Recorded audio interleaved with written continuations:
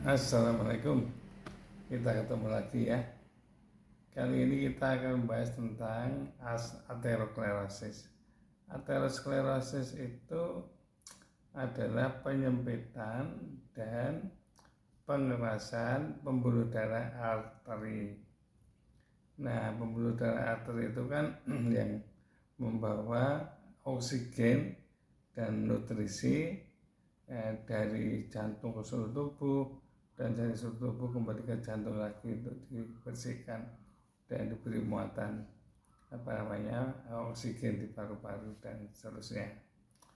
Nah, aterosklerosis ini sebabnya belum diketahui, secara jelas belum diketahui. Tetapi ada beberapa hal yang memicu atau mungkin juga mempengaruhi kenapa terjadi aterosklerosis ini. Ya, yang pertama ya biasanya karena kolesterol tinggi, kemudian diabetes itu juga bisa mempengaruhi ya, karena gula darahnya tinggi, maka kentalah gula darah dan darah itu kan berbasis air, sedangkan kolesterol berbasis lemak, jadi mereka tidak bisa bertemu. Nah, biasanya kolesterol yang mengambang itu yang mudah menempel di dinding pembuluh darah. Nah kalau misalnya terjadi aterosklerosis, penyempitan dan pengerasan pembuluh darah, maka biasanya memicu juga terjadinya tekanan darah tinggi. Nah, ini juga semakin memperparah aterosklerosis itu. Nah, kalau sudah terjadi aterosklerosis, akibatnya adalah nutrisi dan oksigen yang dibawa oleh darah itu tidak bisa tersalur dengan baik ke seluruh jaringan tubuh pada saat yang membutuhkan. Oleh karena itu lama-lama menjadi rusak. Kalau rusak nanti akibatnya akan terjadi komplikasi.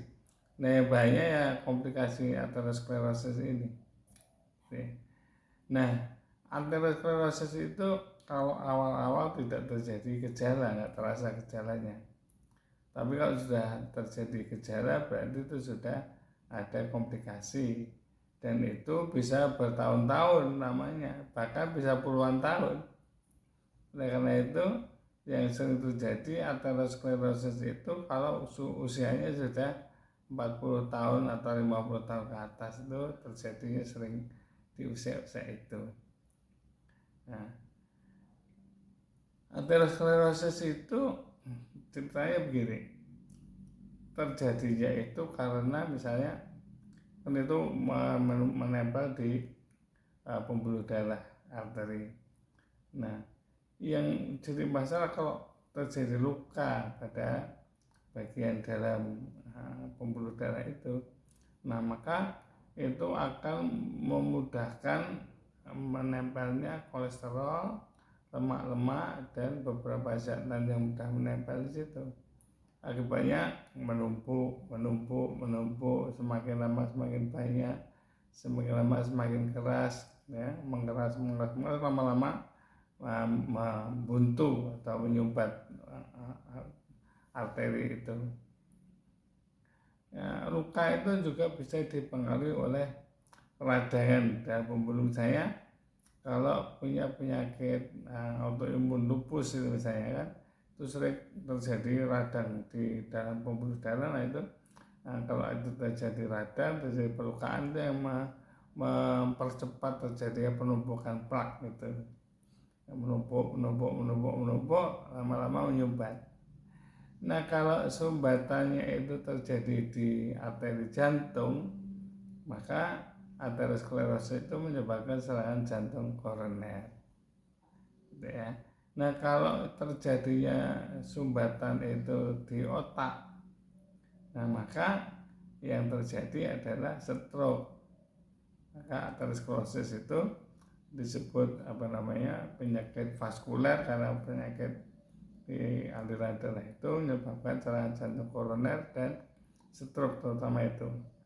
Tapi bisa pula terjadi di pembuluh darah arteri di ginjal, maka akan mengganggu kerja ginjal juga, karena sel-sel ginjal juga akan lama-lama rusak, maka sering terjadi kerusakan ginjal. Kerusakan ginjal itu ya nanti ciri-cirinya udah jarang sekali kencing dan sebagainya, itu kadang-kadang kencingnya terasa panas gitu ya. Kadang-kadang kalau ciri-cirinya ginjal rusak itu ngantukan, mudah lelah, seperti itu. Selain di jantung, di otak, dan di ginjal, aterosklerosis juga bisa terjadi di tungkai atau di lengan.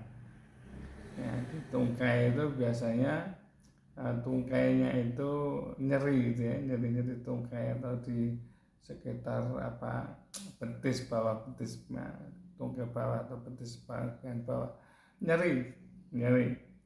Kadang-kadang kalau untuk jalan juga sakit, nyeri.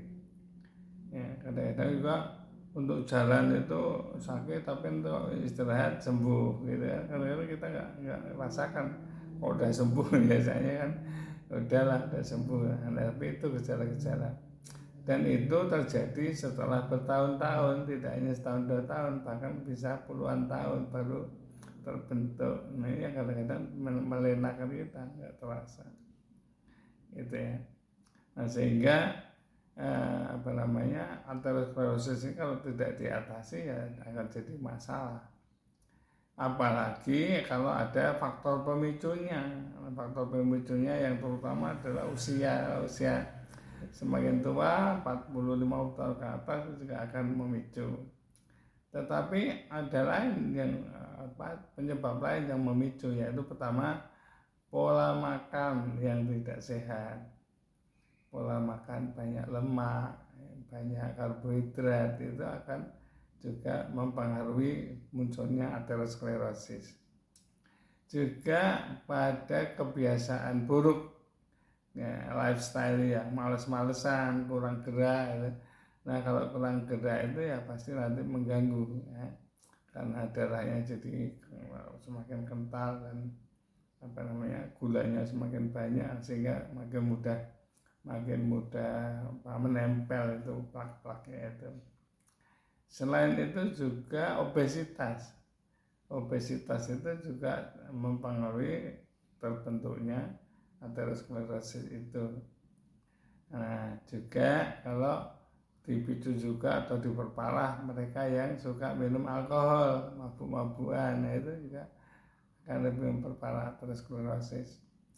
Juga merokok itu memperkuat menempelnya kolesterol dan lemak itu, jadi memperburuk ya, walaupun bukan penyebab utama, tapi itu memperburuk aterosklerosis. Nah, oleh karena itu, kalau kita ingin terhindar dari stroke dan serangan jantung, mungkin gagal ginjal gitu ya, atau setidaknya kalau sudah stroke ya, sudah jantung koroner sudah ada, setidaknya jangan terjadi serangan kedua.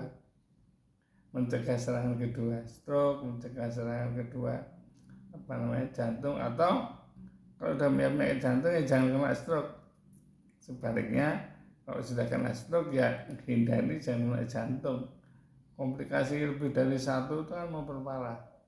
Nah, itu gara-gara aterosklerosis. Caranya bagaimana? Ya hidup sehat. Karena tadi satu yang belum saya singgung, stres yang berkepanjangan itu juga mempengaruhi aterosklerosis ya, memperburuk aterosklerosis. Karena itu perbaikannya ya hanya dengan perbaikan lifestyle, perbaikan pola hidup ya. Pola hidupnya itu harus sehat, makannya sehat ya, rendah lemak dan rendah karbohidrat, itu setidaknya itu. Yang kedua ya, hindari obesitas, diturunkan, jaga berat badan tubuh kita pada berat badan ideal, bisa diukur dengan indeks massa tubuh ya, atau ada aplikasinya di HP itu, indeks massa tubuh atau BMI, ya. BMI itu apa namanya bahasa Inggrisnya, ya, kalau bahasa Indonesianya indeks massa tubuh. Nah, kemudian yang ketiga ya hindari stres, ya, ya dari makanan, berat badan, lalu hindari stres. Nah, kalau stres itu kan memicu kortisol. Kortisol itu memicu produksi gula darah dan kolesterol. Nah, itu akan mempengaruhi aterosklerose juga. Ya. Kemudian ya, jangan merokok dan jangan banyak minum alkohol. Ya. Juga olahraga itu kan akan menguras glukosa dan trigliserid kan. Trigliserid itu energi yang nanti dari berbasis lemak yang diubah menjadi energi seperti juga glukosa. Jadi itu. Jadi pertama, gaya hidup sehat kita, makanan dijaga, pola makan sehat, rendah lemak, rendah karbo. Kemudian yang kedua adalah dikurangi berat badannya, masukkan ke ideal. Ketika olahraga gitu ya. Yang keempat, hindari stres. Ini gak saya urutin ya, hindari stres yang berkepanjangan. Lalu hindari rokok dan alkohol. Dengan demikian, walaupun kita sudah stroke, walaupun kita sudah kena jantung, tapi diharapkan kondisi kesehatan kita itu bisa meningkat ya. Kalau kondisi tubuh kita sehat, diharapkan penyakit itu tidak mudah datang. Kalau penyakit itu tidak mudah datang, berarti itu upaya kita menyiapkan tubuh manakala Tuhan itu memberikan kita usia panjang. Nah, usia panjang sehingga menghindarkan dari kematian karena penyakit. Kematian itu kan kapan aja. Misalnya tidak harus sakit, tidak harus tua gitu ya, kapan aja bisa meninggal.